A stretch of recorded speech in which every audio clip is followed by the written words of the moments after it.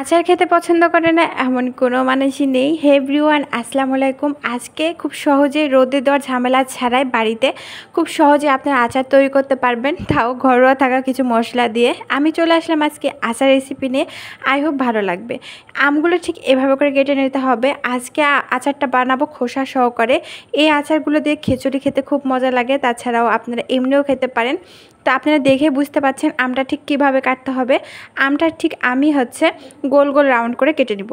আর এই আম দিয়ে আজকে তৈরি করব রোদে দেওয়া ঝামেলা ছাড়া খুব সহজেই আপনারা আচার তৈরি করতে পারবেন। সো গাইস, চলুন আজকে ভিডিওটি শুরু করা যায়। প্রথমে আমি এখানে আমগুলো কেটে ভালো করে ধুয়ে পানিটাকে ঝরিয়ে নিয়েছি প্রায় 1 ঘন্টার মতন। তারপর আমি এখানে দিয়ে দিলাম মরিচ গুঁড়ো। যেহেতু এটা ঝাল ঝাল আচার হবে, তাহলে বুঝতে পারছেন ঝালের পরিমাণটা আপনাদের স্বাদ মতন দিবেন। এখানে আমি আমার স্বাদ মতন এখানে মরিচ গুঁড়ো আর হলুদ গুঁড়ো দিয়ে দিলাম। আর দিয়ে দিব 1 চিমটি পরিমাণের লবণ গুঁড়ো। আর লবণটাকে দেওয়ার পর এবার হাত দিয়ে খুব ভালো করে এটা মেখে দিব। মাখানোর পর এটা প্রায় আমি ফ্যানের বাতাসে আমি এখানে সারা রাত রেখেছি। তারপর আমি প্রায় দুপুর পর্যন্ত, দুপুরের পরে আমি এটা বানিয়েছি। তাহলে বুঝতে পারছেন ঠিক কতক্ষণ রাখতে হবে। যেহেতু এখন গরমের দিন, আপনি ফ্যানের বাতাসে রাখলে এটা কোনো গন্ধ হবে না, আর এটা প্রায় শুকিয়ে আসবে, তাহলেই হবে। তো আমি এটা ভালো করে নেড়ে নিয়েছি। নাড়ার পর এটা ঠিক আমি এখন ফ্যানের বাতাসে শুকাতে দিব।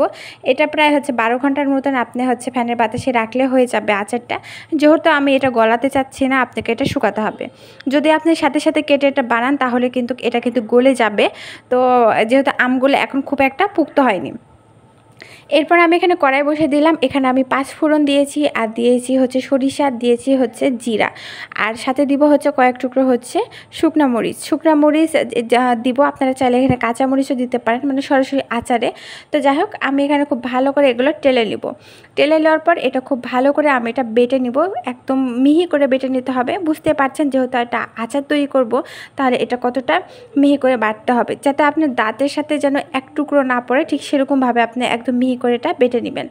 আর আপনার যে আচারের যে টেস্টটা, সেই টেস্টটাই কিন্তু পরিবর্তন করবে আপনার এই 5 ফোড়ন, শুকনো মরিচ, জিরা, সরিষা এগুলো দিলে কিন্তু আপনার আচারের মানে স্বাদটা একেবারে পরিবর্তন হয়ে যায়, আর এটা অনেক বেশি খেতেও মজা লাগে। তো যাই হোক, আমার এখানে বাটাবাটি হয়ে গেছে। এরপর আমি চলে যাব সরাসরি আচার তৈরি করার জন্য। আমি প্রথমেই এখানে সরিষার তেল দিয়ে দিব। আর সরিষার তেলে কিন্তু আপনার আচারের ঘ্রাণটা অনেক বেশি হবে। আমি এখানে সরিষার তেলের সাথে সাথে অল্প একটু পরিমাণ সয়াবিন তেলও দিয়েছি, আপনারা দেখলে বুঝতে পারবেন। তো এরপর আমি এখানে দিয়ে দিলাম সরিষা, তারপরে আপনার 5 ফোড়ন, সব কিছু ফোড়ন দিলাম। আপনারা চাইলে এটা নাও দিতে পারেন, যেহেতু আমি গুঁড়াও করে দিয়েছি। তো তার সাথে স্বাদের পরিবর্তন এটা দিয়ে দিয়েছি। এরপর আমি দিয়ে দেবো এখানে আমগুলো আপনি শুকিয়ে যে আমটা শুকাইছি, সেটা আপনি যদি সরাসরি কাঁচা আমগুলো আপনি দিতে দেন, তাহলে কিন্তু এটা গোটা গোটা থাকবে না। আমি আগে বলে দিচ্ছি, আপনাকে অবশ্যই ফ্যানের বাতাসে কিছুক্ষণ রাখতে হবে। অন্তত শুধু হাতে সময় না থাকে, তারপরও আপনারা 2 থেকে 3 ঘন্টা পর্যন্ত আপনারা রাখবেন। তো যাই হোক, আমি এখানে আমগুলো সবগুলো দিয়ে দিলাম। আর দেখতে পাচ্ছেন আমগুলো একদম শুকিয়ে গেছে। আর এই আমটাই আমি খুব সুন্দর করে আজকে আচার বানাবো। আর এটা দিয়ে কিন্তু খিচুড়ি খেতে খুব বেশি মজা লাগে। তাছাড়া আপনারা এটা সারা বছর সংরক্ষণ করতে পারবেন, আপনারা বাইরে রেখে কোনো রকম সমস্যা হবে না। আর এটা যেহেতু এটা টক মিষ্টি ঝাল আচার, তাই খেতেও অনেক বেশি মজা লাগবে। তো যাই হোক গাইস, আমি এখানে দেখুন, আমি আমটাকে খুব ভালো করে নেড়ে চেড়ে নিব। আর এখানে এক এক করে আমার যেগুলো জিনিস প্রয়োজন সবগুলো দিয়ে দিব। প্রথমে যে জিনিসটা লাগবে সেটা গুড়। আর অবশ্যই তো আপনারা চাইলে গুঁড়ো পরিবর্তনে চিনিও দিতে পারেন, তবে আমার কাছে মনে হয় আচারের টেস্টের পরিবর্তনই আনে গুড়। মানে গুড় দিয়ে আচার বানালে খেতে অনেক বেশি মজা লাগে, যার যেরকম স্বাদ মুখের রুচি আর কি। তো যাই হোক, আপনারা চাইলে এখানে আখের গুড়টাও দিতে পারেন। আমি এখানে খেজুরের গুড়টা দিয়েছি। তো এরপর এটা খুব ভালো করে নেড়ে নিতে হবে। যে যতটা মিষ্টি পছন্দ করেন সে ততটাই দিবেন। আমি এখানে ঝালের পরিমাণটাও বেশি দিয়েছি, মিষ্টিও মোটামুটি ব্যালেন্স করার জন্য যতটুকু প্রয়োজন ততটুকুই আমি এখানে দিয়েছি। এরপর আমি এখানে দিয়ে দিলাম আরও কয়েকটা মরিচ। এটা শুকনা মরিচ, এটা দিলাম যেহেতু আমি এখানে ঝাল ঝাল করব, আর তার জন্য আর কি এটা বানানো হচ্ছে। উল্টে পাল্টে খুব ভালো করে এটা নেড়ে নিব। আর এটা নাড়া মোটামুটি কিছুক্ষণ পরে ঢাকনা দিয়ে ঢেকে দিব। ঢাকে দেওয়ার পর 5 মিনিট পর দেখুন প্রায় হয়ে গেছে। আর এখানে তখন দেবো আমি কাশ্মীরি মরিচ গুঁড়া। এটাতে আপনার ঝাল হবে না, কিন্তু কালারটা খুব সুন্দর আসবে।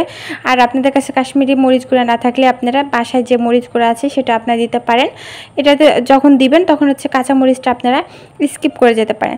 তো যাই হোক, এই যে আমি মশলাটা বেটে নিয়েছিলাম মানে আচারের জন্য সেই মশলাটা আমি প্রথম ধাপে দিব, আর আরেকবার দিব হচ্ছে লাস্টে যখন আমার হয়ে যাবে ঠিক তখন দিব।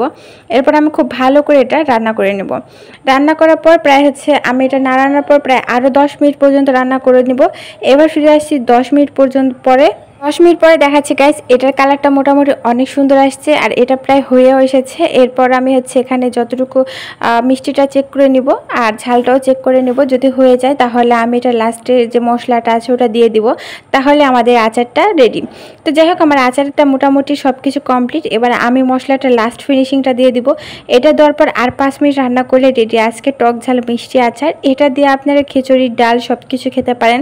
তাছাড়া এমনিও আপনারা খেতে পারবেন। সারা বছর আপনারা কাঁচের বয়মে রেখে দিবেন, বাহিরে আপনাদের ভালো থাকবে। আর যদি নর্মাল ফ্রিজে রাখেন তাহলে আপনাদের আরও ভালো থাকবে।